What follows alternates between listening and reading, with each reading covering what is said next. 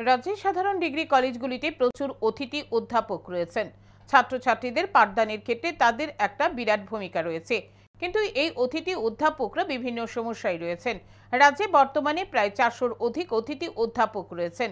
শনিবার all Tripura guest lecturers অ্যাসোসিয়েশনের তরফে আগরতলা প্রেস ক্লাবে সাংবাদিক সম্মেলন করা হয়। তারা দাবি জানান মাসিক বেতনের মাধ্যমে তাদের কাজের স্থায়িত্ব। তারা জানান উত্তরপত্র মূল্যায়ন, ছাত্র ভর্তি থেকে শুরু করে সবকিছুতেই তাদের নিয়োজিত থাকতে হয়। সততার সঙ্গে কাজ করার পরও নগণ্য বেতন পান, তাও মাসিক পদ্ধতিতে পান না। সারা বছর কলেজগুলিতে পরিষেবা প্রদানের পরও বছর শেষে তারা চাকরিহারা, বেকার। তাই কাজের স্থায়িত্বের আবেদন জানান মুখ্যমন্ত্রীর কাছে সাংবাদিক সম্মেলনের মাধ্যমে।